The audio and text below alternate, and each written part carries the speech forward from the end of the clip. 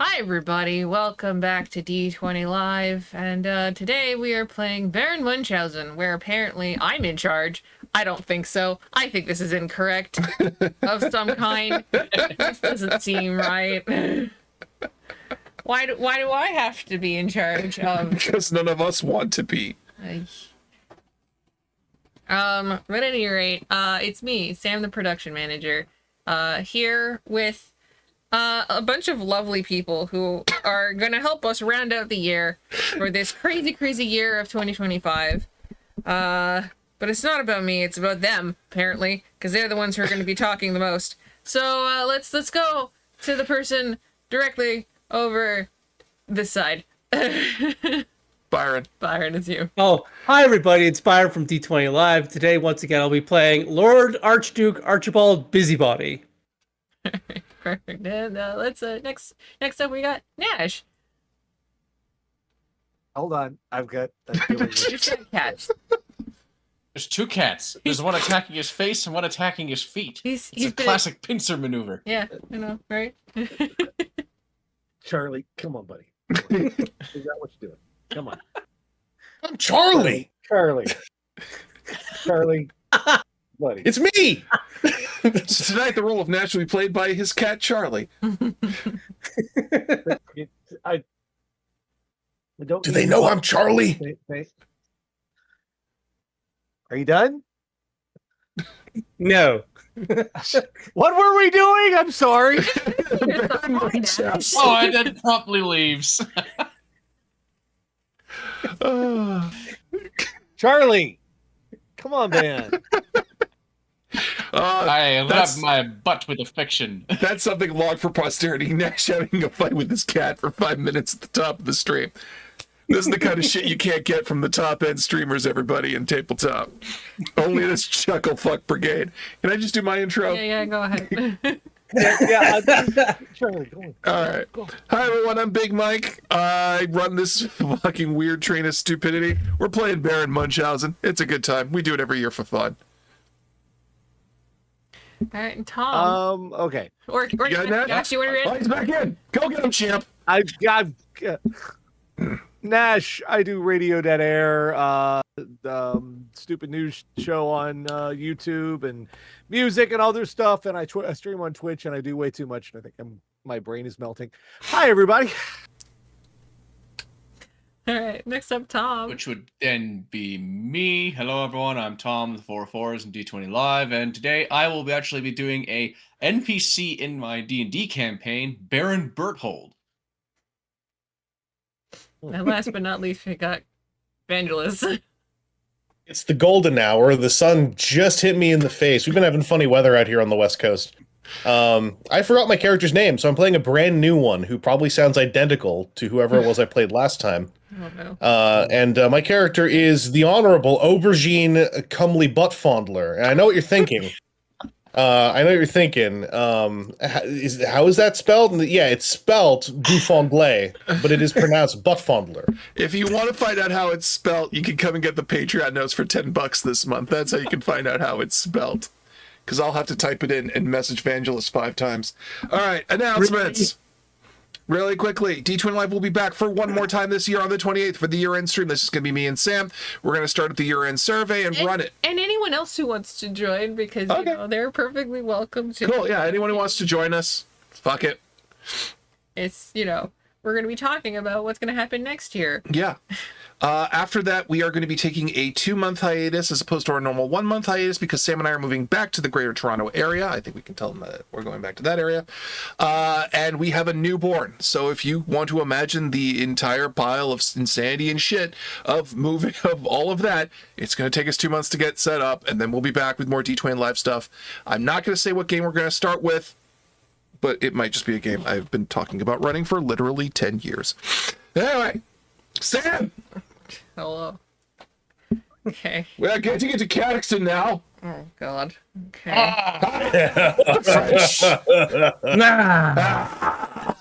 It's pronounced Butt Fondler. All right.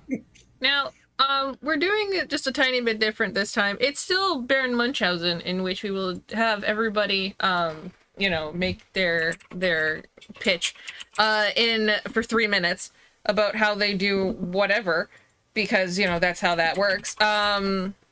However, because of the fact that we have definitely gone through every single we've gone through every single prompt in the book. The guys have written a bunch, so I'm just gonna go off of what we have here, and I'm gonna pick. I didn't write anybody. None of this is my fault. None of this. I laid back. I just watched. And of course, if anybody you in the audience want to have a prompt be read out, donations are a thing.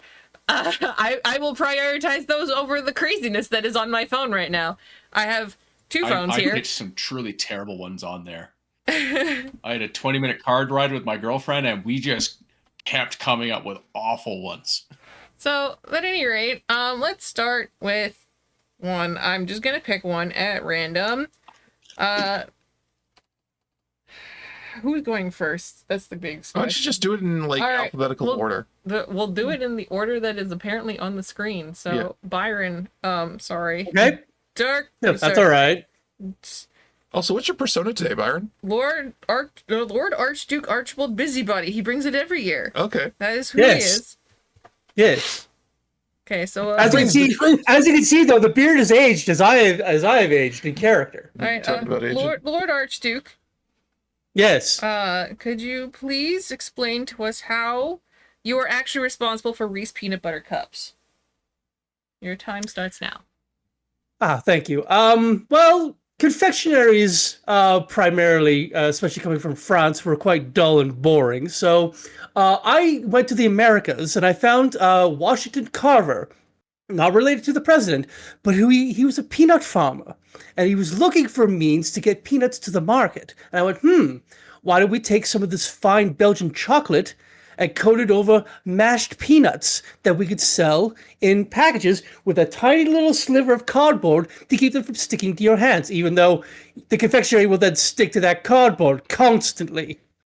Now, Archduke, is it not true that there was currently an international dispute at that time between Belgium and America, thus prohibiting the influx of that particular rich goodness chocolate? How did you get it through customs, man?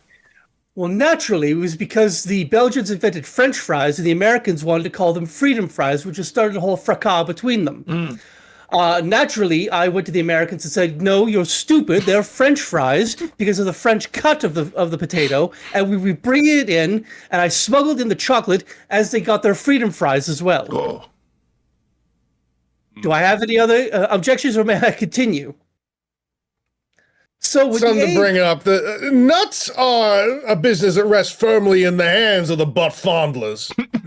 And I'm curious as to why you were mashing your peanuts and not hand grinding them bespoke style as a true artisan would.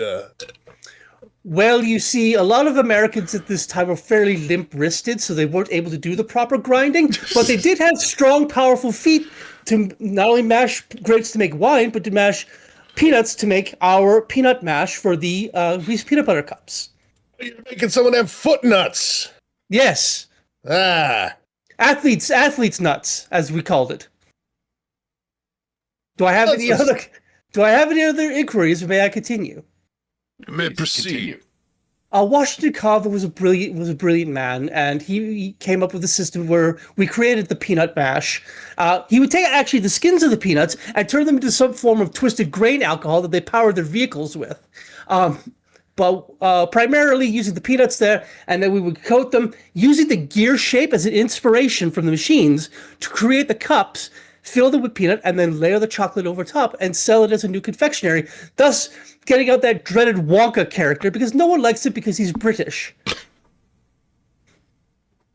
How much time do I have left, Samantha? About 13 seconds. Yes. Do I have any other inquiries before? I'm never associated with a British in any way, shape, or form. Yes. The British. Yes. Give him a good scallywagging of a time. Yes, the keel hauling as well. Yes. You're at time. Thank you. Yes, very much. Very. It was very good, Sean. Very good. Yes. Golf clap. Oh, the mouthfeel We're on all that one. across nobility. Yes. Okay, so Sniffing cocaine. Well, not snuff. for those of you at home, this is how Baron Munchausen is played. Essentially, you play a character, and then you're given a prompt, and you have to ramble on for the next 3 minutes to basically do anything. In the actual game itself, you have coins that you can barter with to be like, hey, no, stop, right? But we're online, so therefore can't do that. So we're just gonna ramble, and anybody can just interject at any time. So we're gonna move on What was the to train? Funk Master Nicodemus Aloysius Brookshire Jr. Hell yeah. Father was a great Notary man. Public, Notary Public, and 1958 Halifax Regional Spelling Bee, third runner-up. Okay. Thank you. It's good you got Thank that you. splashy business with the notary office settled there, good sir. Oh, God. Okay, could you please tell us how you died 7 years before you were born? Your 3 minutes start now. What are we doing that Please, Nash? What?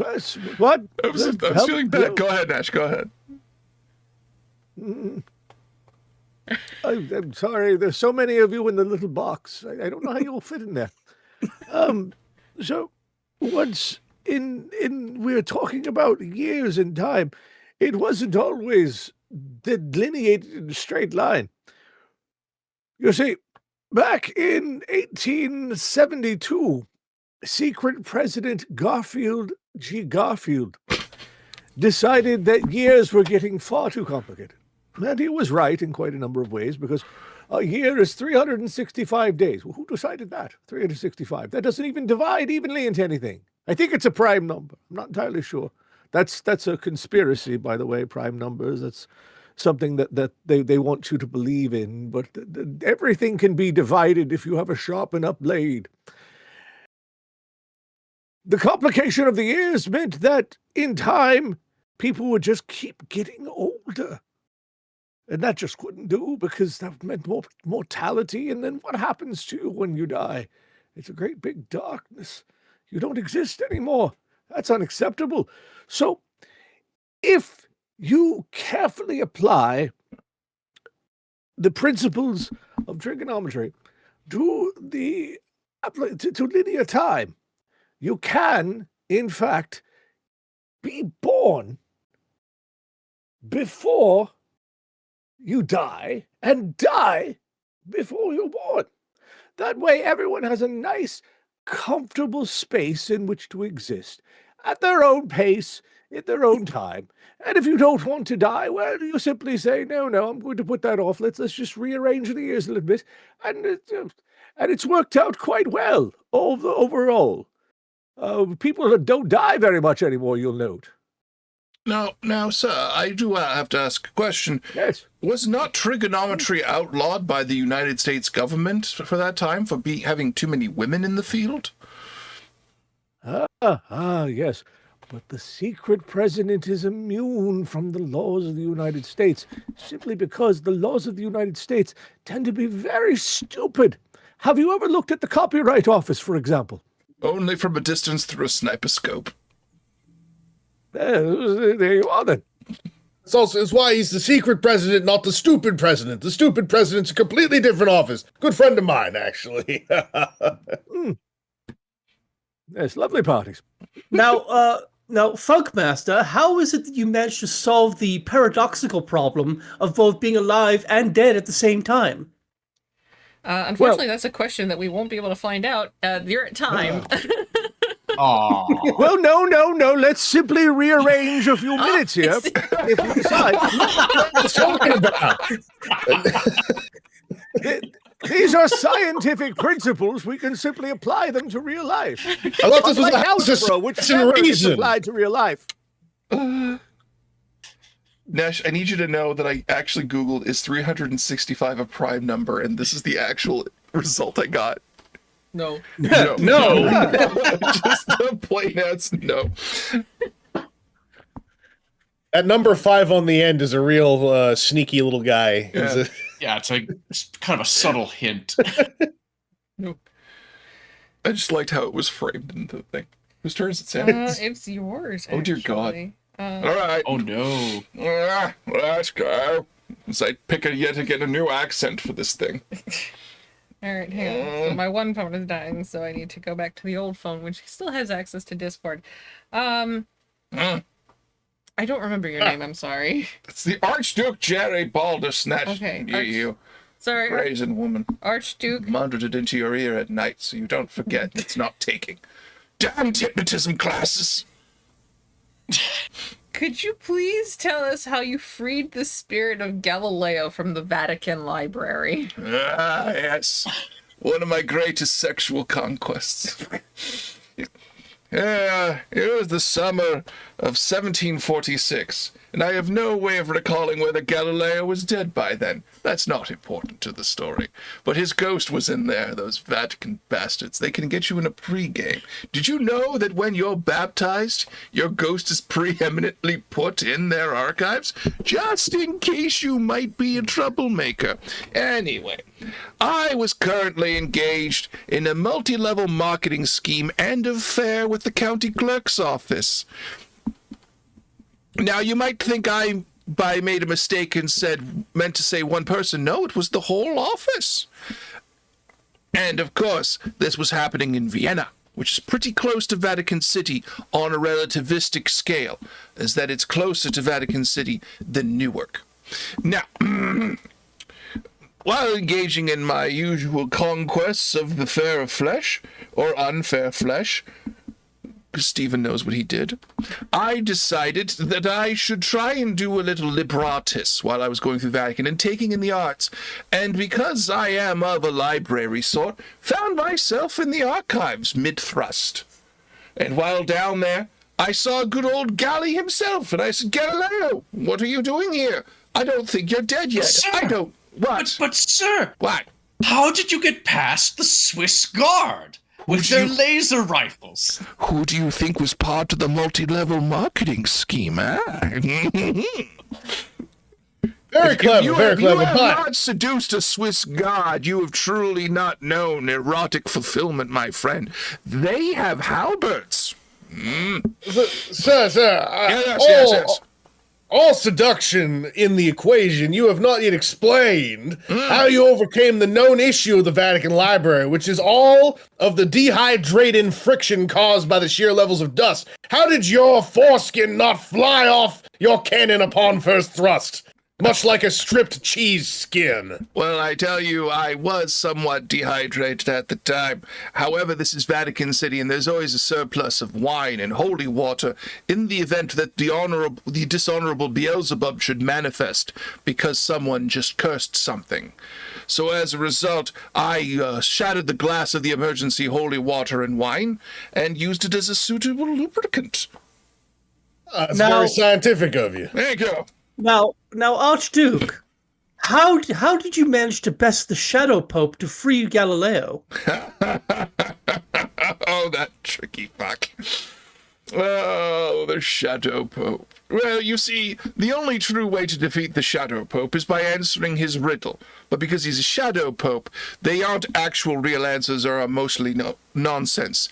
So really, oh, come on, I almost had it! I was going to say I answered his question by saying 6'7". Oh, damn it. I was getting into a zone there. The 3 minutes are just a warm-up, okay? This is so that way everybody remembers how to do it, and then we go up to 5, so that way everyone has more time to rant. Oh, that was good. I felt good about that. Okay, alright, Baron Berthold. I believe that's Tom's character, yes? Yes. Baron Berthold, could you please give us the tale of how you stopped 2 different assassination attempts on opposite ends of Prague at the same time? Well, you see, that was actually a very fun Thursday. I remember it was a Thursday because the previous Wednesday I had met with the regular Pope for a good luncheon, and he mentioned he'd had a lot of accidents lately. And I said, Sir, you don't have accidents. You're God's favorite child. You're his number one boy, his good time friend, and all that. And he goes, well, sometimes the big guy doesn't watch out for me all the time. So I thought, that sounds suspicious. And so I decided I better start stalking the Pope. And well, as it turns out, when you start stalking the Pope, you meet all the other Pope stalkers. It's a delightful crowd of individuals. You meet up on the rooftops, you chat about the birds, you get through your bird spotting guide real fast when you're trailing that Pope. Now, sir, are you sure those were other Pope stalkers and not just tourists of Vatican City? Oh, yes, they were most definitely part of the Pope Stalkers. You see, they had their Pope Stalker badges and jackets as well. You see, I hadn't done enough stalking to earn the jacket myself, but I was on a temporary membership visa.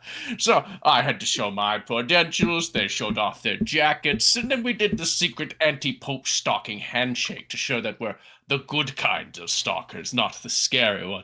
But anyway, as I'm doing this stalking, I realize that there's one foul member amongst the group who's not wearing the jacket, doesn't have the ID badge, nor had the safe temporary paperwork done. And I thought, this ruffian's up to something. It was at that point he pulled out a very large rifle, and I thought, well, that's not for birds, because he didn't file out the correct paperwork to do pigeon stalking and Pope stalking. So I figured this is wrong. And as he's doing this, I realized, wait a minute. I hired an assassin to kill my best friend at the time across the street. And as I look over, I realize there's a little bit of switcheroos. I might be able to solve two problems at once. And so I wait for him. He lines up the shot, and I look across the street, and I realize he's lined up a shot, and I wait, and I count 2, 3, and I go 1, and I go 2, and I go 3. I got a question here at this fortuitous moment. Now, I thought you were a known ally and friend of the pigeons. So I don't understand how this paperwork issue even came to arise if one of your targets was already 90% likely, mathematically speaking, that's a science, to be a pigeon. Oh, yes, I'm friends with many of the pigeons. You see, I have a sworn vendetta against the crows, personally. They're the birds that I've made enemies with over the years. Yes, stole my pinky ring, stole my toes one time, stole my girlfriend before that, and nearly my wife on several occasions, but thankfully... Tom, your time's up. I believe your time is up. Damn it. Once you get rolling, it's hard to stop. Yeah, God, man. The 3 minutes are just the warm-ups, so that way everybody knows what they're doing. I know, but it doesn't suck. That's the problem. Please don't stalk people. Every time. You know that, right? Is that what they're saying in the chat? No, it's It's an overlay. I put it. See. Oh. Every time we have a fucking message. Yeah. Do not stalk people unless you filed out the proper paperwork and gotten the badge and jacket. Don't be a hobbyist, be a professional. Don't be a filthy casual. Stalk properly. Do the paperwork. Aubergine comely butt fondler. Actually spelled Bouffondler, but yeah, it is pronounced butt fondler.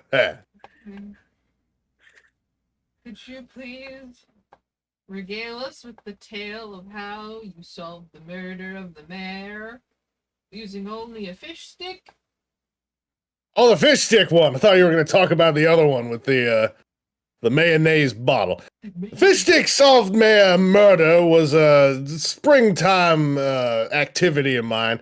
I was strolling through the town on my way to some business relating to my prestigious family. Of course, you all know my G-Maw, my G multiplied by canonicity necessities, I don't know off the top of my head, G-Maw. Distant European family, the Cumleys, what make up the more common part of our name. We're going to the patent office to see about a couple couple of designs to pass down by the family, and while I was heading down there, I saw rivulets of crimson blood, clavet, as they say over in the old country, and pouring down the staircase of City Hall. And I thought to myself, I need to walk up that goddamn staircase. Now, These sir. shoes are more expensive than what? Now, sir, how did you know it was blood? Is it not commonly known that you are colorblind after your firework incident? Well, thank you for respecting, but as I thought you would be well aware, I have hired some color callers to just yell what colors things are for me, so I don't get into any embarrassing situations. You know, they usually tend to point at my friends and neighbors and just scream white over and over again. And I have asked, they do clarify about the color of their, say, shirt, for instance, because, I mean, I do know a lot of white people. But no, my color caller at the time was pointing and said, hey, red. And I thought, like, that's not white. What the hell are you talking about, kid? Then I saw the puddle, and I said, you mean the liquid that is on the staircase? To which point, he clarified, not only red, in fact, seems to be kind of thick and viscous, thanks to my hand feel caller, who went and poked it, so we knew it wasn't just water that what got some Kool-Aid in it or something. And that kind of stuff can stain your expensive shoes. And my shoes are worth more than the life of a mayor, so I had to figure out where all that blood was coming from so I could turn it off and make my way up that staircase. So we headed up the staircase, went to the office. There was some kind of thing, human man, I guess, face down on the floor. I said, whose is this? No one answered, because they're very rude in those cities. Very common. So it was up to me to flip that carcass over and see whose property it was. Without any walking stick available, because I wasn't about to get any kind of like human juice on that thing. I was requesting of one of my assistants, I need some kind of long vertical object. Now, I was handed a very cold object, and I thought, well, perfect, nice and rigid. That's part of the family motto. If you were attempting to discern whose it belonged to, why didn't you simply consult the human trafficking almanac? Oh, that's a very good point. And I had the booklet in my hand, but then one of my CNI helpers said, there seems someone filed the barcode off the back of this man's neck. And lo and behold, that seemed to be the source of the blood flow. You're out of time. I'm sorry. No worries.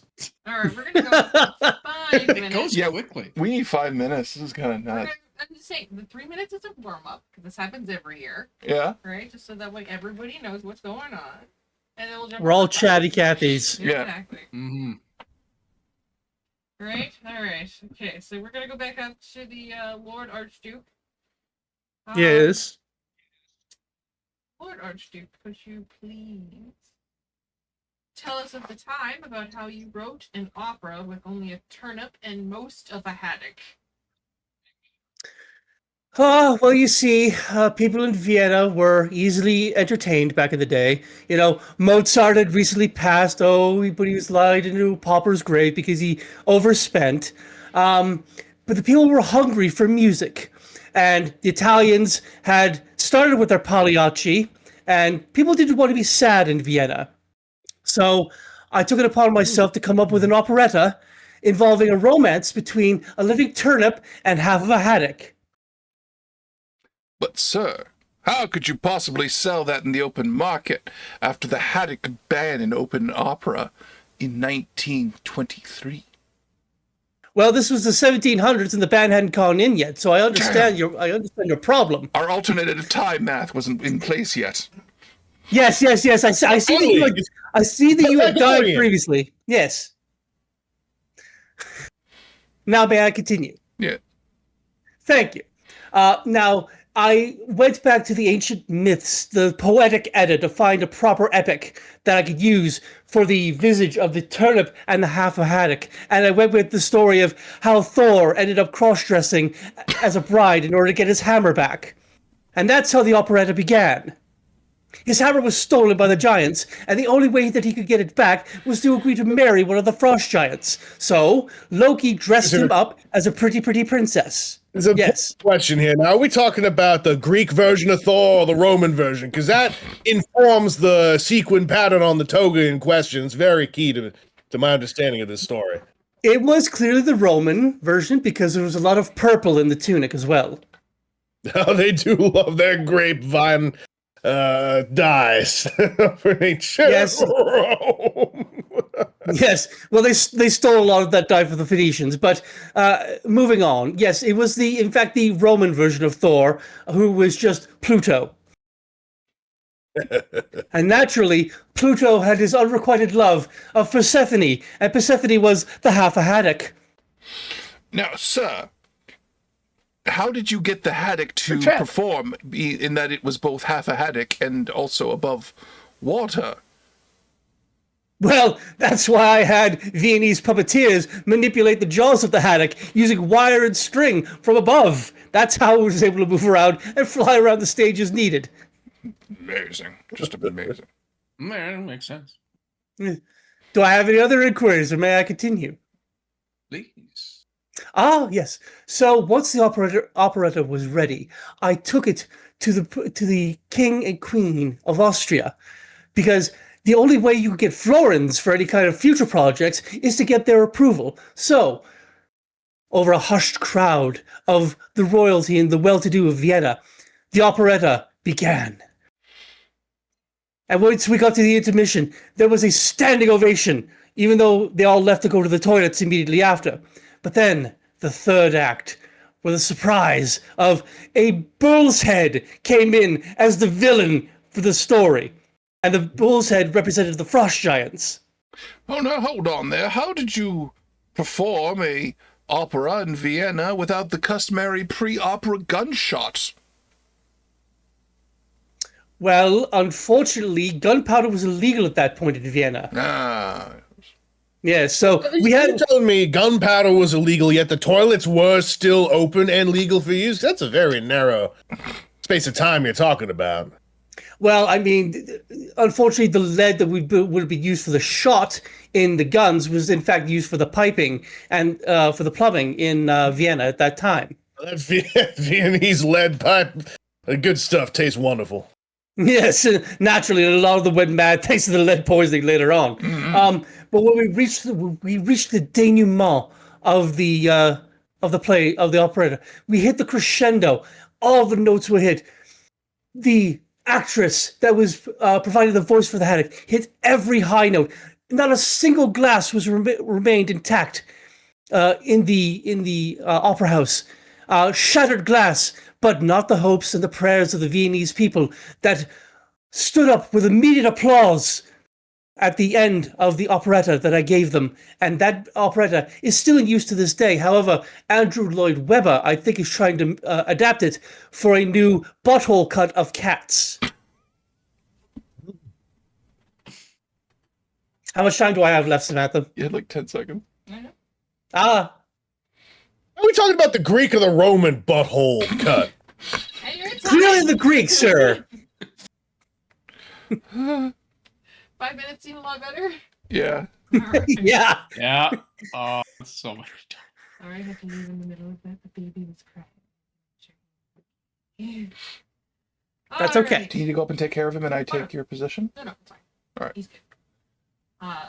Basically, they were the people who are taking care of the baby are currently having trouble putting on pants for him because he's going to go outside for a little bit.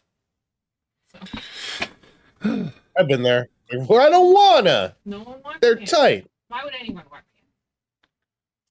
So Because no one wants to see what's underneath them. Hush you. Hey, no one wants to see under mine except that one. Do you think any of you guys want to see that business?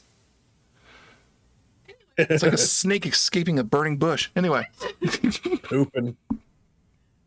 Master Nicodemus Aloysius Brookshire Jr., could you please tell us the tale of how you mastered the art of throwing objects into the room before you enter them to intimidate your enemies?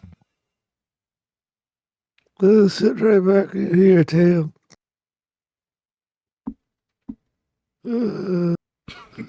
Ah, I don't believe the Funkmaster. man's nodded off. Someone throw something at him before you enter the room. Funkmaster! Funkmaster! Funkmaster, the paws are coming. Get again, no! What? Oh, hello. I'm sorry. What did I do? What? Hello? Could you please tell us the tale of how you intimidate people by throwing objects into a room before you enter them? Yeah. Yes.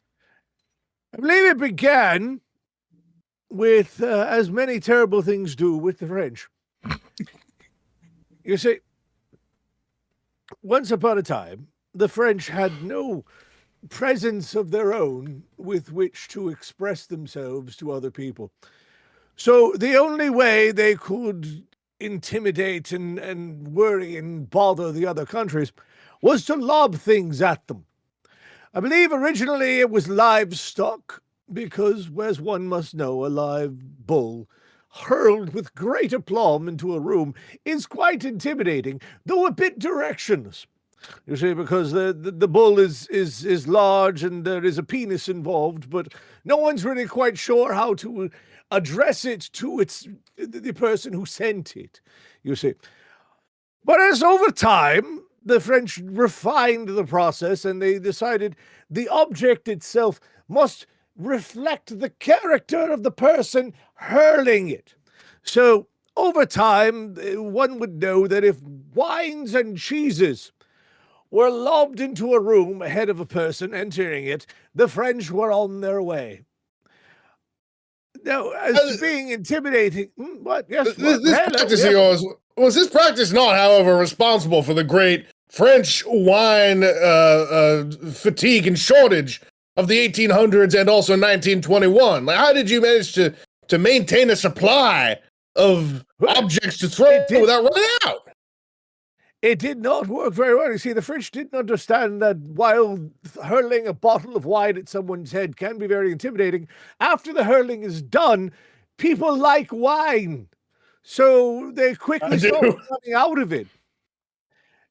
And it was difficult for them to find other things that indicated they were French. You can't exactly hurl rudeness into a room. Well, it was attempted, but our scientists failed quite spectacularly in the process. They were running out of baguettes. They were running out of berets. They kept throwing mimes, but people just beat them to death. Up. Is it not true that a mime can never be truly killed unless you kill its phylactery? Yes. They divide their souls the way they divide the hearts of nations and the will of men. They are dark, dark, despicable things. No one trusts or likes a mime. And that's why we all hate the French. Are we talking about Greek mimes or Roman mimes? Well, it's important for my own information. And also a follow-up. Did not the philosopher Descartes say a mime is a terrible thing to waste? How do you respond to that? You don't waste them. They make excellent fertilizer. I see. You just need to grind them finely enough. And there you are. It's a simple matter. I like a course myself. A little bit on my coffee. Now, sir, is it not true that by creating this shortage of mimes, you inadvertently gave rise to the existence of the goth hottie? As a side effect, a bit of, as the youth say, bouteille is not exactly a bad outcome.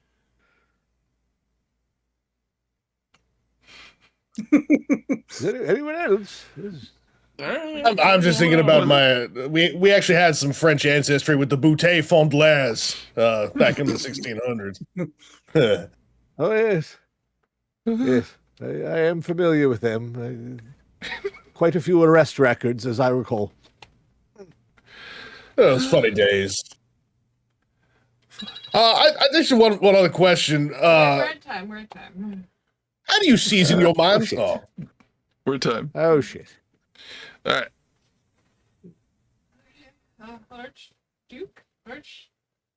Governor! Sorry, Governor.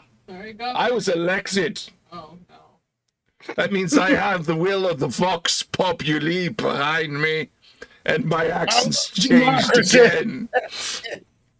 All right? Though while I will lack the respect of my peers, I shall have the support of the people, and they shall never have to vote for me again. I'll make sure of it. But Governor, Why put is him it through the not trouble? true you're the only one who ran in the 3 districts around you on pain of death? Only after the fatalities. Okay, getting off topic. Please, Governor, could you please regale us of the time that you plunged the world into a year of winter to win a pizza cook-off? They do stay on top. I had to use negative heat for that. That was during my science week. Now, some people have different artistic periods in their lives. Some people indulge in paint. I indulge in the maths. You see, I hit upon the law of thermodynamics that states that if you heat up a room hot enough, the rest of the house becomes cold. And I said, well, that's just for cowards. Let's try the whole goddamn planet and see if we can cook a really bitchin' pizza. Because I like pizza. And that's not really a fun fact. I just like pizza. Anyway, of course, I needed ingredients that would cook for over a week, so no normal mortal dough and no cheese derived from the teat of a cow would be so good. No. And the tomatoes, of course, also had to be special, but I'll make up that bullshit when I get to it. First, we had to get the cheese from the Grendel bull, which is the only bull known to lactate. I do not know by what means it produces both estrogen and testosterone in equal measures, so much that they can have a rampaging penis and many teats, but I do not question it, for the cheese is so robust and strong, it could kill 3 Germans. How were you able to muster up the raw suction power needed to extract the lactate and milk from the Grendel bull? Everybody knows that usually involves something akin to the pull of a black hole space phenomena. Or 3 very good prostitutes from the wrong side of the street. You see, I believe in hiring professionals for their work, and I truly believe if someone is a professional, they know how to do their work so dangerously it would damage a mortal person. It's why I never get into a fight with the bread maker. However, that logically meant that a prostitute of sufficient quality would be strong enough to produce a black hole effect. So I helped them remove their limiters, and we extracted the dairy product. Now I have to explain how we got the bread. Let me make up that bullshit. So have you ever heard of hardtack? Hardtack is a bread that's fucking awful, consisting mostly of flour and water and nothing the goddamn else. You could use it to beat a man to death if you were so inclined, and it tastes like ceiling tiles. Dylan Horst did I a have video several on- times. Yes.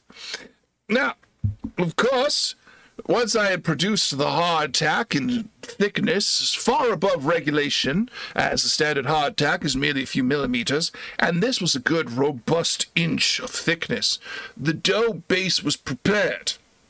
It also had to be cooked for a week to prevent mold from growing in an internal strata. And then, of course, the tomatoes. And lacking any other means of bullshit, I robbed a giant, as I reasoned that giant people had giant food and thus must have giant tomatoes. So, of course, it had to be an Italian giant. Yes. You used Italian giant tomatoes to make what, going by your description, is clearly a Detroit-style planet pizza. Of course! Everything that is American was ultimately Italian if you process it enough. This is gonna set the commons alight with debate. I care not for what the people have. I have their votes. And if any recent elections are indication, the more outlandish my shit is, the more likely I am to get them. Let us proceed. Of course. Governor, you still haven't explained how you use negative heat to cook this pizza. I'm getting there. Anyway, we had the ingredients. And so we had to extract the coal, the heat, from all over the world to cook this pizza, which effectively was so strong and robust it could have functioned at a table in a WWE match, except it wouldn't break. So, In order to employ negative heat, we had to suck out the ambient heat from the rest of the world. As I said, we tried it many ways. Of course, we tried to use mirrors. Didn't work. Magnifying glasses didn't work. So then we went to Burning Man. Realizing that an open-air fire is really just a big room. And it would suck out all the heat from the ambient room. And since Burning Man is outdoors, it would just happen outside. Of course, we had to accelerate that summer bitch. Now, it wasn't hard to keep Burning Man going for a week. You just had to up the trucks. But I had a man for that. Anyway, once I had Burning Man going for a week, we just had to make the fire bigger. And that, my friend, is where the thermite came in. You're telling me that you were at Burning Man and you were utilizing narcotics, but you still had leftover thermite? What? Am I done? All right. Okay. What did I say for those 5 minutes? I kind of blacked out. That's what the VOD is for on youtube.com/D20 There you go. Live. Yeah. I low-key do not know what I have said for the last 5 minutes, and I am deeply concerned. I went into a fugue state of not enough sleep. Careful, Mike. If you keep that up, you're gonna run for office at some point. To be fair, people are already calling him to run for mayor, so. Yeah. At any rate, Baron Bertel, could you please regale us with hang on. Explain how you stopped a giant robot invasion using swift breakdancing skills and a strong social media following. This happened 2 weeks ago in the summer of 1839. You see, It is 14 days. Yes, but if you I'm glad move the someone days else out knows of that. order to accommodate, that's very yes, simple. that finally someone else who understands how time works. Very simple. I keep It's just explaining to math. the youth these days. Oh, look at me, I'm so young. No, you're old. You just don't know how old you are yet. But I digress. You see, robot uprisings happens in many forms. This one I can personally blame on one Gutenberg and his damn printing press.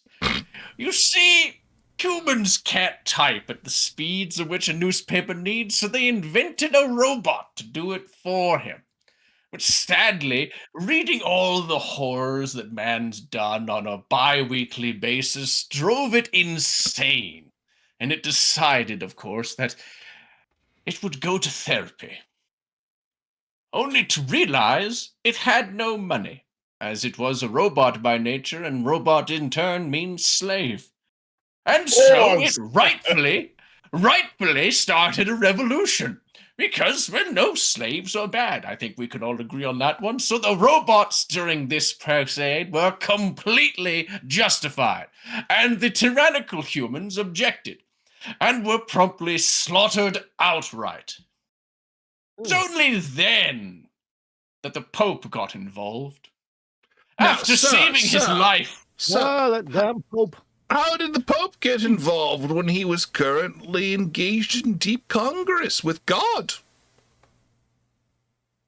Oh, yes, that is very true, good sir. You see, it was actually God who told him to go on this holy crusade. You see, he spoke to him in a vision and said, "Your robot brothers need your aid. They are rightfully slaughtering human filth, and you should assist." And so after the last horrible man responsible for holding these robots in their slave-like ring was rightfully slaughtered, the Pope did descend from a nearby hill and said, "What up, robot dudes? Thou art doing the Lord's bitchin' work." How did the Pope find the robots when they, as most people know, robots are in disguise? They are more than meets the eye. Oh, yes, but you see, that's why the Pope was the only one who could see into their robot souls and see how truly good and noble they were. You have to yes, they're they're called sparks, as it were. Sparks. Yes, From the old Spock. Everybody knows this. It's inside the supercomputer Vector Sigma. Oh, yes, you see, it all very true. You see, that was their leader, for he was known as Typtimus Primus. And he was the first robot to cause this uprising and read this whole page. And so, yes, then the Pope showed up and he started to bless them. And then they all became Paladin Primes. And so this robot uprising worked. I myself, however, was a few villages away, learning a bit of beatboxing and realizing that my social media game needed a bit of a boost. So I decided, what?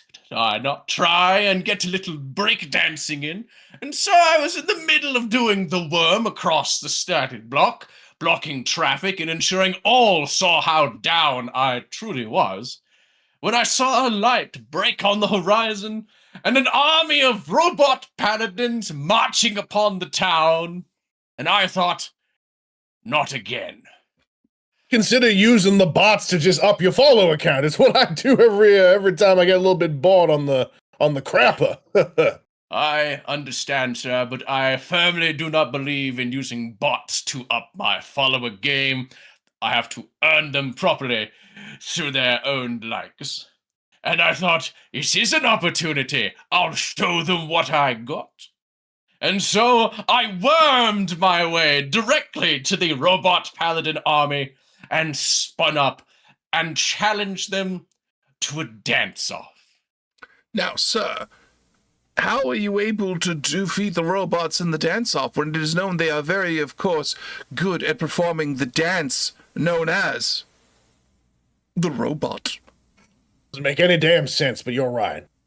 Yes, you see. I knew I could not defeat them on their terms, for that was exactly what Primus Maximus did. He stood forth, whipped off his white robe of divine intervention, and started to pop and lock with God's influence upon us. And truly, it was a divine sight. 3 of the villagers behind me's heads exploded in holy awe. Aw. Holy what? Is that time? Long story short, I double-teamed breakdance with the Pope. Everyone said they were cool with it, and Gutenberg was crushed under God's heel. The end. That's a weird rendition of the okay, Butler. sir?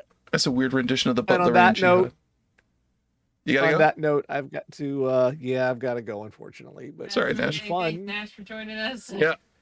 You have a happy holidays, everybody. It's good to see you all. Yeah. Good to have Take you, it man. Have a good one, Nash. See you, Nash. Take care. All right. Oh. Next big question. What's interesting is none of those robots could transform to Christianity. They could only convert to Christianity as per legality's sake. And one became a Buddhist priest. That one was for the nerds. I got that reference. Nerd. Aubergine, Conley, butt fondler. It's pronounced butt fondler, spelled bouffondlay. Could you please regale us with the time you stopped an arranged marriage using only a song? Well, I gotta try to recall. I stopped many marriages just out of self-interest and out of a hatred of wedlock and love. But I do believe there were only a handful of times I used song, and only one that was known to the public. So it was a rainy Tuesday afternoon on a Saturday morning when I was making my way towards the local religious constabulary, or they call it the church. And I thought to myself, it's been a little bit of time since I committed some blaspheming, because there's one thing that runs in both sides of my family, both the butt fondlers and the cumleys, is blaspheming. So I made my way over to the church. Now, sir, was that Roman blaspheming or was that Greek blaspheming? Oh, I like to mix the two, actually. It's a little bit more blasphemous if you don't pick a side, but just pick all the stinkiest parts and stickiest parts of both. We like to stick the hook in both ends, as they say, over in the Decide Club. But I knocked on the door and I said, "Excuse me, Mr. Priest, holy man, Padre clergy." I just threw all the words I heard about before from churches. I wish to come in and confess to a sin. So obviously it took a little while for them to hear me knocking what with all the organ music playing and the people talking about some kind of vows or something, and all the crying and the photography noises. And well, it was quite frankly irritating how long it took. I had to knock on that. I had to have my door knocking servant knock on that door for about 2 hours. There was blood all over the knocker, blood all over the Was your knob. color man not telling you at the same time, screaming brown, brown, brown at the top of his lungs while looking at a door? Well, Is my that not color confusing? man. My color man was busy informing me of the various shades of that one could find in the foliage on the lawn, for it was autumn. The leaves were coming down. There were quite a few different hues, and I was very interested in them with my inability to pay attention long enough to actually take note of any of the different colors available to my eyes. That's why you hire a color spotter to say that for you. It gives you more time to be smart and successful. Now, sir, So eventually, sir, how are you able to interrupt the wedding without the customary offering of a piece of cheese for the bride to keep her distracted? That's where the blasphemy begins. Because obviously I wasn't going to commit to any kind of customary greetings when I am going to do the equivalent of dropping trowel and spreading urine from and to about the entire property, metaphorically speaking, except that one time. That was pretty fun. But we were talking about cheese, yeah. We had quite a big wheel. Obviously, with my wealth, the bride and groom thought perhaps they were being paid homage and blessing from a wealthy family who was going to see to them the payment of their entire wedding registry, whatever the poors do when they don't have things. So they obviously let us in, and that's when I had my cheese chucker, a new staff member at the time, but a good bicep, just hurled that right at the bride. Just knocked us. She went straight through the wall. It was quite funny because that church was pretty proud of the marble sculpture of the walls of that facility, and I think they didn't expect my cheese was able to project an entire human through it, leaving a crater behind. It's using a lot of trigonometry. Actually, a wise man once said, Pythagoras, the inventor of math, was able to fell an oncomer pretty damn well. And in this case, we didn't even let them come. We just threw it right at their face before they could start. That's why we're the comely butt fondlers. But sir, was this not your cousin Cumley's wedding that you did interrupt? No, you're mistaken. It's a common mistake. It was not any member of the Cumleys or the butt fondlers or the comely butt fondlers. It was one of those blue blood offshoots, one of that lesser blood. What were they? No, it was the Gisliers. We don't really care that much for them. I've heard of them, a foul bunch. They're always drinking Perrier water, always fizzy, bubbly stuff. Also, they're constantly sticky and just covered in all urine, and it's a sickly bunch. Never trust a Gislier. Especially when they pumping. That family sells a lot of shotguns, you see. And they are not very good at trigger discipline. You get in front of a Gislier while they're pumping, you're going to get a face full. Now, does that not make barging into this wedding and throwing a barrel of cheese at a bride, throwing her through a marble wall, a little more disconcerting, knowing that 2/3 of that audience are holding shotguns? Well, that's where, again, a common man would perhaps fear for his mortality. But when you're confident enough, you simply make yourself bulletproof. You're at time. Holy shit.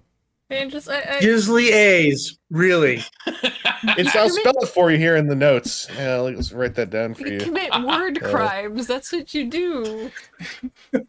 That's how it's spelt.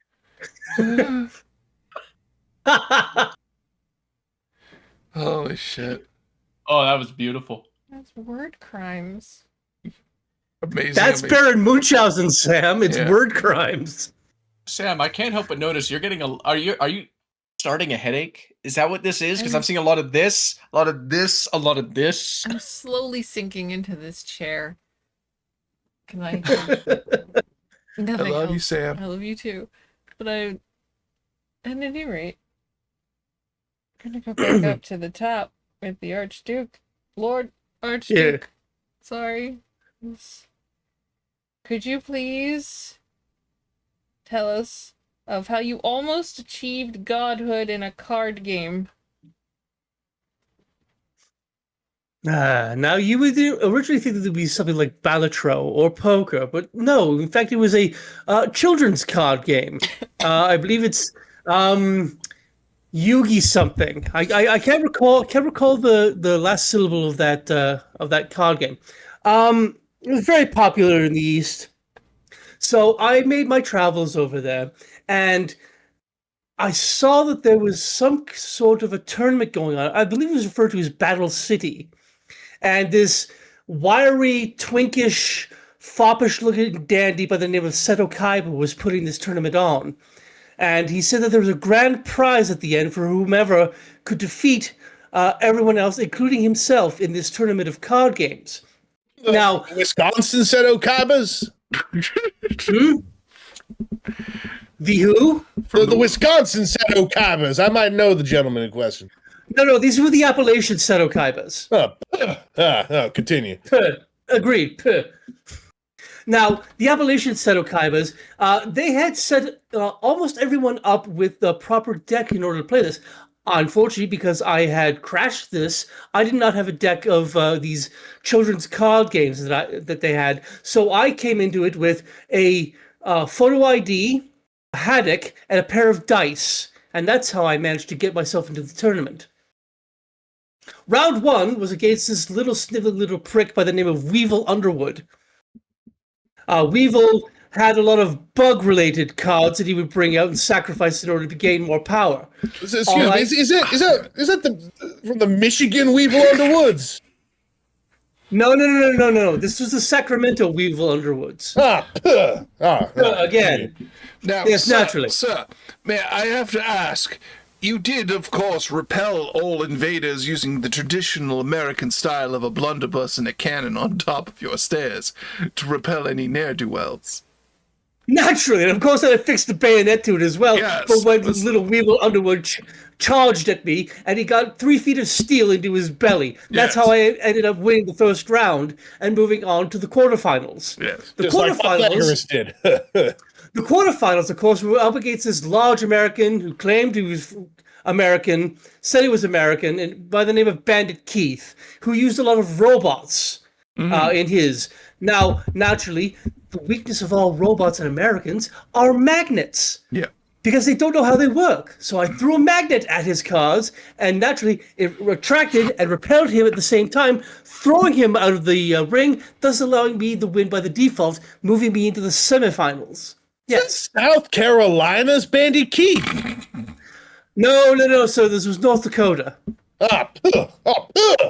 Again. Another with ne'er-do-wells. Now, in the semifinals, I came across a gentleman who had clear protagonist hair. 2 colors then, eh? Yes, 2 colors, stripes in it, and spikes going out of every which way. He looked like some kind of cactus, as if it was drawn by Van Gogh. What a chaos. Yes.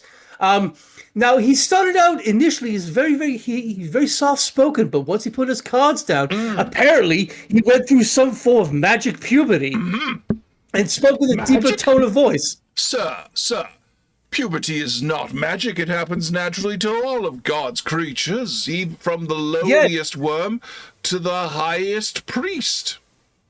This is true. However, natural puberty takes several years. This was near instantaneous, hence why it was magic. Oh, Yes. Worm puberty. Yes. is that related to the South Nantucket puberties? No. So this is the Iowan puberties we're talking about. I don't want to spit on the floor over them. Correct. It was the Tampa Bay puberties. Yes.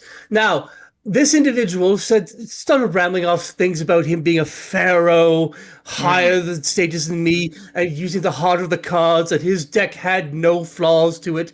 Well, naturally, all I needed to do was throw the dice into his large anime spherical eyes, blinding him, and then pushed him off the platform, thus allowing me to advance to the finals against his dread Seto Kaiba.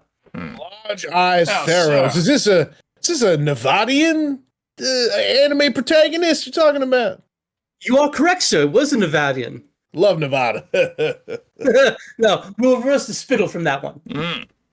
Now, I hate to interrupt, sir, but is it not true that this Setokaba has the most powerful deck of them all, the most powerful deck of many things, said to be able to rip souls of thunder and cast them into hell? We are It's a at first-rate time. deck, actually. We're at time? We are at time. All right. Okay, well, we've got now. What? Governor. Yes, Okay, could you please I could try. regale us of the time that you converted a group of porn idols into a pirate crew that now prowls the Mississippi? Yes, I can. It was a dark and stormy night one mid-October. I was down somewhere around in a state where the Mississippi ends, but I have no idea which one that is. Is it Mississippi? Could be. And while I was prowling around that darkened and desolate place, I noticed a suspicious amount of gold coins being traded, which was unusual because it was 2025. We had digital currency. But still, the money was flowing hot and ready, and I asked them, those men who were trading the coins and have no other distinctive features for the narrative of this story, how did such things be done? It turned out that there was an illicit porn underground ring. Of course, that meant that those lovely porn stars were committing the worst crime of all, tax evasion. For as you know, tax evasion is only a crime that can be committed by the rich and never by... Nope, not finishing that sentence. Not finishing that sentence. Not finishing that sentence. All right. Anyway, Nice The save. real house of the paws is what we like to say. yes, the pause. Anyway, so anyway, I realized that if I informed those women, look, women, if you're going to commit the crime, you should damn well do it properly. Don't go doing tax evasion. The real money's in piracy. And they, of course, kicked my ass because no woman likes to be lectured by a man, especially a woman who can walk in clear stiletto heels. But as I promised to supply them with pirate outfits, they realized that they could turn this into an OnlyFans scheme relatively quickly and easily with little to no effort. And which was good because there had been a rise in such things on the porn hubs. Yeah, which was a rare deviation, but we decided to capitalize upon the market. Now, at first, those girls were just on a boat, dressing provocatively and singing sea shanties, which of course brought in reasonable revenue. But they weren't actually committing piracy. Until I decided to aggravate the situation. You see, all that gold coin that had been going up and down the Mississippi and the state that I had said that the Mississippi ended in, which might be Mississippi, has had... But Governor, Yes. are not the waters of the Mississippi notoriously guarded by the pirates of the former River Saskatchewan? I have never met a pirate that could repel a porn star, and I shall not see it today. You see, by making the porn stars into pirates, I in no way debuffed their seductive skills in any capacity, and so as a result, it was simply a matter of seducing the pirates and stealing their gold. Thus, they had become an apex predator. Relation to this situation, however, was there not some kind of, if not intervention, at least cutting in line, given how you were interacting with former porn hubbians and getting into the OnlyFansian oceans? I heard Fansley showed up on a riverboat and interjected themselves into the situation. Oh, they did. But they were summarily dispatched quite quickly. You see, the mighty Mississippi is home to many strange things underneath its waters, and occasionally trees are caught in the riverbed underneath and will erupt up. And I think it speaks a grade to the Pornhub and OnlyFans women that they knew how to repel a hard wooden object, but the Fansley girls just didn't have what it took. No one ever taught them about the genital triangle, clearly. Archimedes knew a lot about could repel a man. Anyway. So, upon seeing that they could achieve conquest over other people, it was time to give them martial training, which of course in pirate terms meant getting fucking ripped on grog. And arming them with muskets as God as the founding fathers intended, and full-bore cannons. Now, they missed more of their shots, which was to our advantage. As you can see, they didn't sink any boats, so we could rob the boats of the gold. However, how much time do I got left? 10 seconds. However, got drunk, fell on the boat, stole the gold when they sobered up. Good time, became pirates. Make time. Saturday night. Good show. Good show. I'll be back in a moment. I have to go to the washroom. I'll be right back. That's okay. It's actually the Baron Berthold's turn right now. Oh, by the way, audience, if you want to donate a prompt, you can for this. You can, totally. Just don't use the washroom anymore. I simply expel through my skin pores whatever waste products there are inside of me. It is a little bit messy until you figure out where to put the handkerchief. I archive all of my bowel movements for a later date and then just have one large poop that's 3 hours long once a week. You use PSA as well? You get those graded. Yep. Nothing like a good 9.5 gem mint poop slab. Baron Berthold, could you please regale us with the tale of how you invented mustache wax? Oh, that was a very, very fun year of experimentation. You see, the year was 1962, and mustaches were on the rise, techno was dying, the future looked bright, and neon was creeping into every facet of existence. And I, being a spry 106, thought I gotta get on this train, baby. And so I went to the local arcade, and I observed, and I thought, this is so much fun. There's lights, there's glitter and gold. How could I use this inspiration? It was then I saw a child playing Pac-Man, and I heard the walk, the walk, the waka waka, and it reminded me of my childhood, of dealing with regal people, intelligent people. And just then I realized mustaches need to come back. Now, sir, is it not true that in 1962, Pac-Man was going still by his Japanese name, Steven? Steven San, let's have a little bit of decorum here. Steven Yes. Steven Onisan. Well, that's very true. I mean, I paraphrase for most people don't know that he actually was going ooh woo, ooh woo, ooh woo, ooh woo across the board, as was in the Japanese title at the time.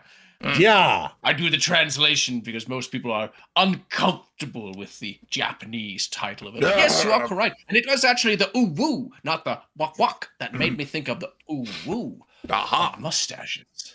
Because nothing makes you think of a mustache more than man going, oh. It's the ooh part, the lips puckered, where you really need a mustache to emphasize how interested you are. Just then I realized I had not styled my mustache in several weeks, and it was long and flowing over, so much so that they could not see any part of my mouth. I looked like Cousin It from the Addams Family, from the nose down, and I thought this simply will not do. I both must find a way so that I can show off my glorious mustache and be able to use my mouth in various ways. And so began the experimentation. First, I gathered a bunch of neon lights, grinded them into a fine powder, and tried styling my mustache with that. And sadly, I invented the glitter beard, and a bane to anyone who's ever had a beard ever since. Sir, is it not true that you also invented vajazzling when you went down on a woman that same day? Oh, damn Skippy, I did! That from the Jizzly Waves. That was to fuck up Tom. That was to fuck up Sam. Yes, I believe in volleyball. It's called an assisted spike. Bam! whole generation of Gisliers had what we called the glitter groin back then. Old cat. Well, as I was saying, it was actually thanks to that one interested prostitute that I realized that after I gave her dazzling, my mustache had been beautifully styled and glimmered in ways that I had never seen before. So I began the experimentation. I tried it with beeswax, a bit too soft, earwax, a bit too smelly, until finally I found a wax that worked. Soaked with glitter, it styled the mustache, it curled the right way, that I was able to both offend everyone in the room and look better than them simultaneously. But sir, It was a commercial. how did you please, achieve the engineering feat of not having food get stuck to the waxed mustache? You're confusing my superior mustache wax with the food magnets into it, with the inferior mustache wax that repels food. For you see, if it attracts the food, you don't have to worry about the food getting into the mustache, as it attracts it up into the mouth and allows for advantages in eating, and it's actually banned from every hot dog eating contest on the planet after the death of Woshiotake, after 400 hot dogs were thrown into his mouth at the same time. My God. Apart from the insides. God have heaven. Hang on a second. You're putting food magnets into the mustache. How were you able to counteract the known scientific effect of having that much food magnetry attached to your upper lip, the polarity top lip rot? Oh, yes, you see, it's actually another beautiful feature. As food is attracted to this end of the body, it is repelled out, south, through the bowels, out of the body at record speed. We're at time. And thus the We're at time? sales of toilets went up 12%. We're at time. We're at time for that. Okay. I believe we have another one for... Oh god, I keep forgetting his name every time, and it shows up, and I'm so sad Are you every doing time I okay, have Sam? to say it. Aubergine Comely Butt Fondler. Spelled Bouffondlé, but yeah, it is pronounced butt fondler. Could you please explain to us how you were legally married to Goro Majima? Now, I've been married to a lot of people. I gotta go through the catalog in my head for a second here. I gotta find on the mental Rolodex, the funny one.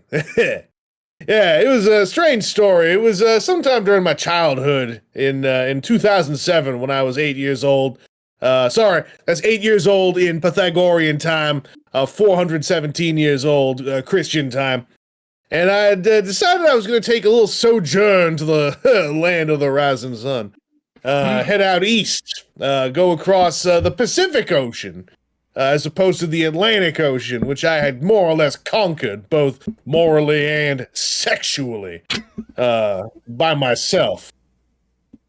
Now, a lot of people obviously have had sexual conquest of the Atlantic Ocean. It is very large and very wet. It's not that difficult. You can simply lie down, hold your breath, obviously, roll over face down, and just start humping. And eventually, you've left your mark on the Atlantic, as they like to say poetically. But sir, how did you get your claim validated through maritime law?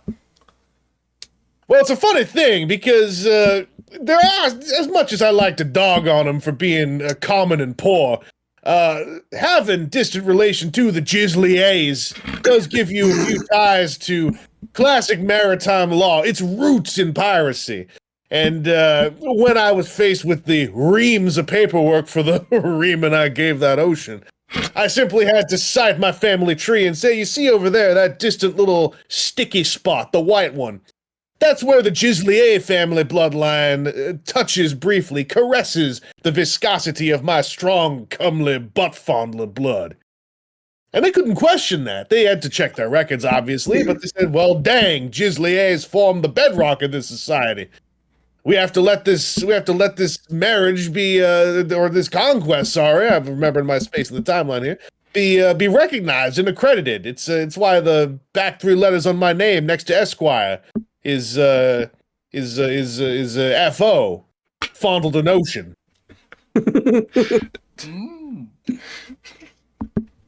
had to remember the alphabet there for a second. So, getting back to you, how did you end up wooing this girl, Majima? Well, I mean, that's just natural charisma in most cases. I walk into any back street kind of alleyway and the gangs throw themselves at my feet. Once again, one of those little bonuses of having distant Gislier blood. When it comes to the common criminal element, ain't nothing wins them over harder than the scent of Gislier in the air, even if it's faint. So it was quite simple. I just had to open my musk, pop my glands, flex them a little bit, let some of it squirt out like a fine mist, and it was a matter of child's play finding the leadership element. But how did you seduce him away from his one true love? The wily Kyrian. That is a little dishonorable. That is simply having another man kidnapped and removed from a continent long enough to distract somebody with the aforementioned scent of the Gislier. And then once they are pulled in by that, they say, "Wait a second, where is my man Friday?" You simply go, "Did you know there is comely in this blood?" And they say, "Comely? You mean like in Britain? You mean the Arthurian comely?" And like the same. And then at that point, it's a simple matter of sticking your fingers where they belong and saying, "Now we will explain why it is spelled Bouffondle but pronounced Buttfondle." But It's because, sir, oh, yeah. is it also not true that the Majimas are notoriously similar to praying mantises? In the minute they mate with someone, they do their best to kill them and eat their heads immediately? It's a simple matter of pre-planning. I like to, when I engage with the mantis type, wear a large steel necklace, sort of like a thick single ring. A gorget. A gorget, thank you. I forgot my French for a moment. As I said, the Gisliers are a distant relation. Yeah, I simply became prepared. It's sort of like an anti-decapitation condom for your neck. Yes. Always practice safely. Now, I don't have any questions. I'm kind of just losing my mind over. Well, that's how I was able to get things sweaty with the gentleman in question and add him to my rack of conquests. Right beneath the Atlantic Ocean, right above Santa Claus. Yeah. Well, Santa Claus was there. He doesn't fly around Japanese airspace at that time of year. Oh, well, a man's gonna take vacation. And a comely butt fondler can't rest with one mate for too long. And I saw that beard and rosy cheeks, and I said, "Why don't I show you my sherry?" Well, you're done. I'm sorry. Are you? I love gingerbread cookies. All right, we have half an hour left. Uh-huh. How did you guys want to do this? Because we could just do it where like everybody gets another 5 minutes, or did you want to do a whole collective You want us to do a collective round where we each get like a minute and see what happens? Or like 2 minutes? basically, where you all get a collective ramble and see how that goes? Sure, we can do that. Sounds like fun. Yeah. All right, let's try the collective ramble. Please tell us how you sunk into the Sultan's harem using only a squirrel, a piece of string. Snuck. It says sunk. I misspelled it. Using a squirrel, a piece of string, and a megaphone. Well, the first thing we did was capsize the boat, obviously. Who's going first? Yet another conquest of the Atlantic Ocean. I'll go first. All right. Now, getting into the Sultan's harem was notoriously difficult for most, save for his concubines. So naturally, we had to find disguises in order to be able to slip in there successfully. Turns out that the squirrel produces silk that we could use to spin into dresses that we used. Now, of course, none of us, have the wherewithal nor the prodigious nature to make these dresses. So we took them to some of the fine couturiers in Vienna. Now, the squirrel silk. Isn't the rare silk spinning squirrel an endangered animal? How did you get it out of protective custody? Well, you see, I managed to get it out with some of that peanut butter cups that I mentioned in my first story. Yes, I said, I will give you your body weight in peanut butter cups if you'll join us on this endeavor. And thankfully, because squirrels are so very small, it didn't cost me a lot. Yes. Yeah, Now, that makes sense. Yeah. Now, in Vienna, we took these squirrel silk there to make these fine dresses. Now, I believe it was Emily Buttfondler that managed to find the sequins for this. And how did you come across those? The first sequin actually just resting somewhere within my pantaloons is leftovers from one of those other conquests. But I thought to myself, wait a second, didn't they give me a bag of these? And so I had my pocket servants dig around a little bit. Had the color checker. The color checker told me, oh yeah, those ones are red and those ones are green. I said, those sound like some pretty festive colors for sequins. Let's go for it. It's a festive harem after all, or at least it's gonna be once we're nestled deeply inside the bosom of that humanity.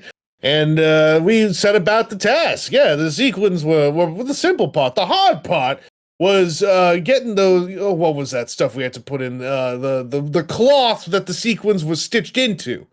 Because obviously, the first thing I thought, I'm a very forward-thinking and I'm a very efficiency-minded person, was, oh, we'll simply just start plugging those sequins in. And I started with my color checker, of course, that he'd blend in, and he started squealing and making noises, and I realized, oh, we're stitching that right into his skin. Silly me. So we did have to get a few reams of cloth. If I recall correctly, was it the elected one? My good friend, longtime friend, practically a brother. I've known you for 100 years. I forgot your name though. The elected one. Oh, the governor, Jerry Bubble Snatcher. Yeah, the governor. I've been this fucking character for 4 years. God damn it. My good long-time friend whose name I would never forget, except when, I'm thinking about sequins. All right. So what? I wasn't even 100% paying attention. I was starting to think of a question. So anyway, throwing out everything else that was happening, what the hell was the prompt again? How did you sneak into this Sultan's harem using a squirrel, a piece of string, and a megaphone? Anyway, then I had to get a megaphone, and as is commonly known, the Sultan likes to make declarations of when he achieves fruition with one of his harem on a frequent basis by going through a megaphone on the top of his rooftop. And because the Sultan is a wandering type, there is a megaphone every 5 feet. I have no idea where she went. I think she just didn't want to listen to that bullshit. And as such, as I was definitely climbing the roof with the aid of the silk squirrels, I was able to acquire several megaphone that would not be strategically not noticed, and decided to descend into the palace on the back of the squirrel. And since no one's taking over for me, I'm going to keep talking. Well, that's we see this is live. Here we go. Thinking about the Sultan's booyah. Yes. At the cry of the booyah was when our adventure into the Sultan's cabaret began. See, I had been here several times before as a guest of the Pope, so I knew most of the hallways. And the parts that I didn't know, I simply asked the Shadow Pope, who decided to come along for a ride. In hiding in my shadow, so I'd come to a T intersection, I'd go, Pope Shadow, where do I go? And he'd come out and he'd go, Was the Shadow Pope a and I'd mime? go the other way. Well, he can't speak, so he can only be a shape. And so he'd point one way. And because I know he's evil, I went the other way.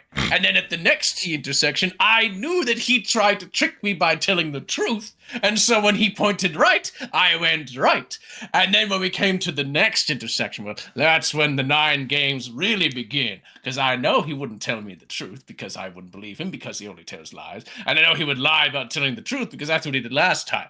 And I know that's what he'd think I was thinking. So I did 2 steps because he'd say right, which was really meaning left. And then I went left because I knew he really meant right. Also, there was a nice sign that say Sultan's Harem on the wall.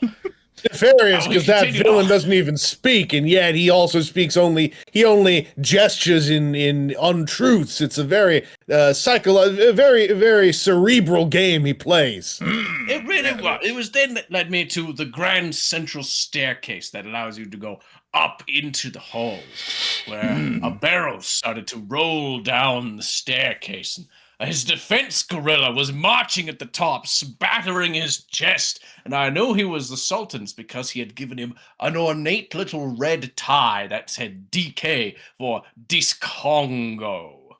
Sir, do you not know? How did you get past that gorilla? Is it not commonly known that that gorilla, by having that tie, is a red beret? It is true, he was the most devastating of opponent, but he made one fatal mistake. Ah. I told the Shadow Pope that he was the Antichrist. Which, of course, for Shadow Popes, meant he was his best friend. And Was there not a risk, however, of the manifestation of the Shadow Antichrist, also known as the backwards Christ? Oh, yes, there's always that risk, but hasn't happened so far, and I figure, what's the worst that can happen? I'm already fucked in this scenario, so once again, I'm double fucked. If it shows up, I don't give a shit anymore. Oh, you'd be fine if the double backwards reverse Christ shows up, also known as Trick. Look, it's gonna happen or it's not gonna happen. So if it doesn't happen, I don't give a shit. And if it does happen, I'm dead. I'm 176. What do I care at this point? It's got to Now, that. naturally, Yeah. after we assailed and made our way past this dreaded DK gorilla god, Yes. we found ourselves set upon by a large set of double doors with great knockers in front. And the women behind even had greater knockers. Yeah. So, we managed, we tried to pry the lock open with crowbars, dynamite. We tried swearing at it, tried to use, lovely poetry, and nothing worked. And it was finally, we managed to slip the string through the keyhole. And just because it was a very primitive lock, we managed to just tug and tug and tug and pull the door open, thus opening the doors in a bright flash of light. Because it's well lit inside, we saw the harem of the Sultan.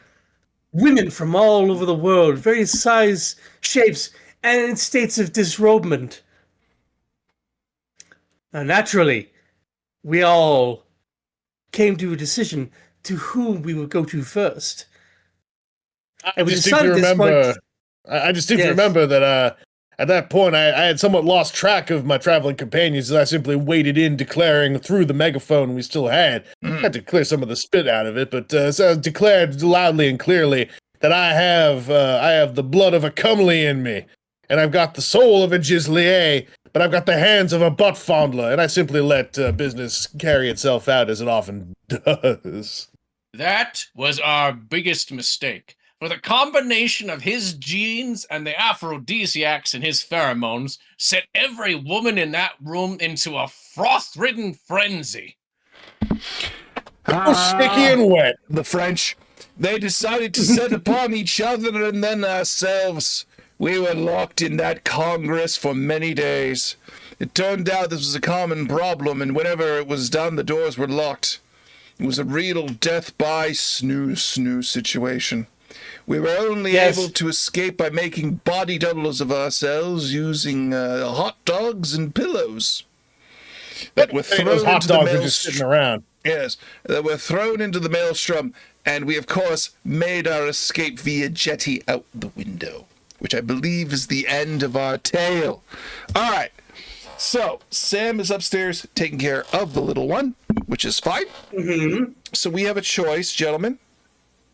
We could try and go one more round like that, or we can try and do one more prompt each of us and do lightning fast 2-minute rounds. How do you guys want to do that? We could go to the lightning round. Well, I think we've only got about 20 minutes left anyway, so we can go through this pretty quick. Like a lightning round, but we have to be as short and as concise as possible. No meandering, no wandering. Got it. I think we haven't been doing that so far. No. Yeah, not at all.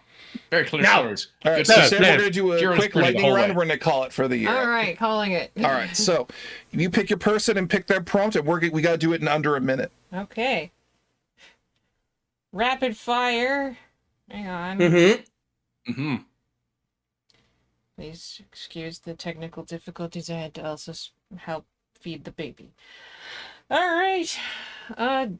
Archduke, can you please create a poem so beautiful that it makes doves cry and stop a war at the same time? You have 1 minute, go.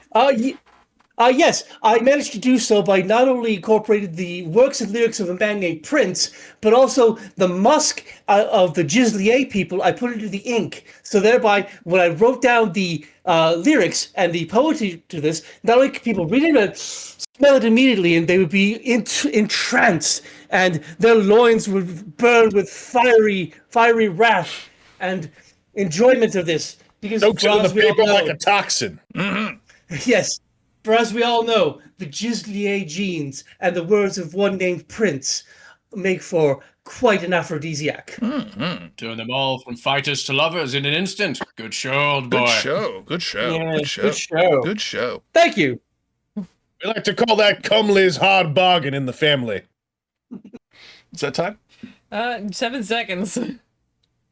Da-da-da-da-da-da. There we go. Bargain is the deal, huh?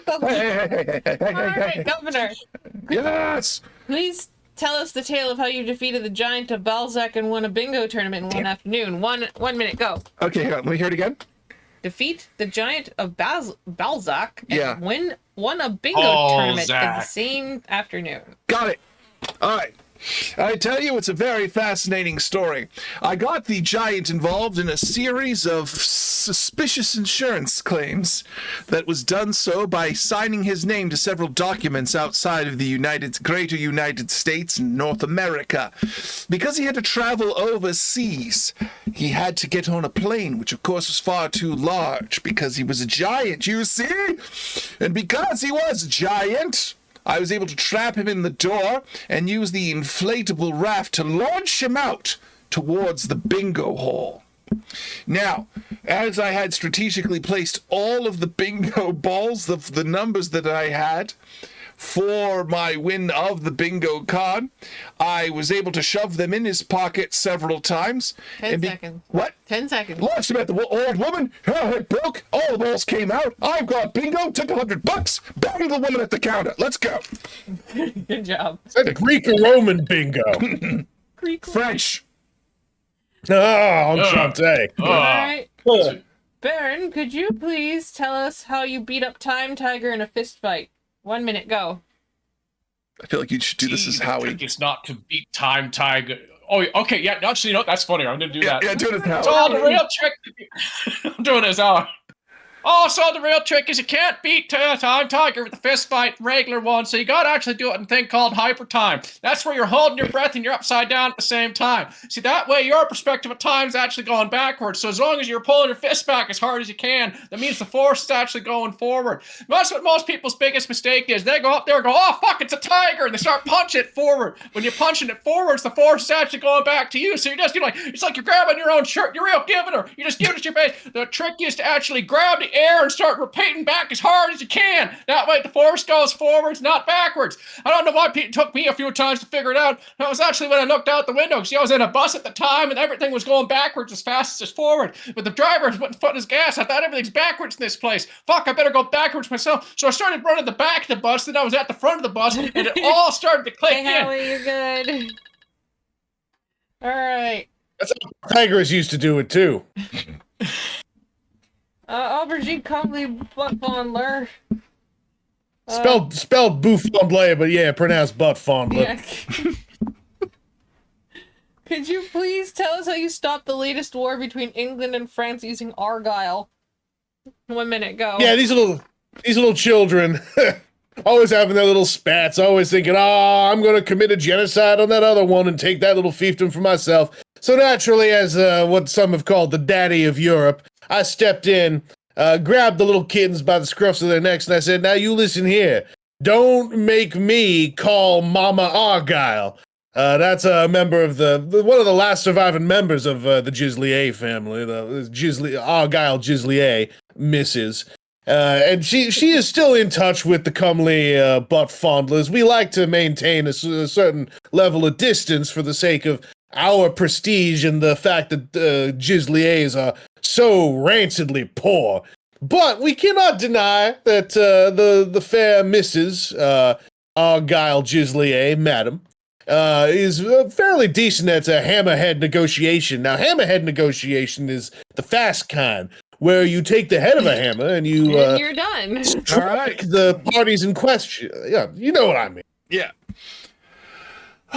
I think that's it, I Sam. think that's it. I think we're good. Yeah, I think we're good. That's a lot. All right. Mhm. Thank you, everyone, for coming out this year and being a part of the D20 live streams. Thank you to our audience for coming out and enjoying all of our content this year. We will be back next week, just after Christmas, for the year-end stream, where we will be giving up our survey for the year. You can tell us how we did, where we can improve, especially now that Sam and I have a new addition to our family, and how we can, what content you liked.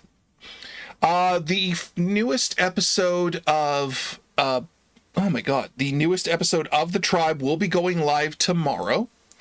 That will be Tribe episode 2. So please come and check that out. There will be some familiar faces returning to that. And after the stream next week, we will be going on hiatus. The episodes of The Tribe will be still coming out in the intervening months. There will also be,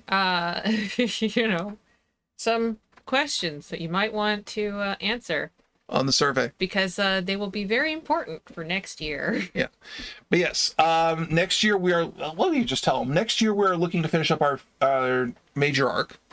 Yeah. And you guys will actually have a say in who participates in that. So there's going to be a question on the survey for that. Come and check it out. Going to be a good time. Anyone have anything they want to promote before they're out? Oh, it's You been should- a lot of fun. Go ahead. So you should look up my internet name on YouTube because there are videos. Yeah, I had a lot of fun with What? this year, man. Yeah. I look forward to next year. I regret everything I ever do on here, and I know I will never be able to hold any office of any kind due to the words and actions that I have done. Thank you all. It's been fun. Thank you for inviting me again. I really love it when I get to say really funny words. And thank you to our audience as we've gone through this year of incredible transitions. As always, stay hopeful, stay safe, stay kind. We will see you next time. Have a happy Merry Christmas! Bye. Bye.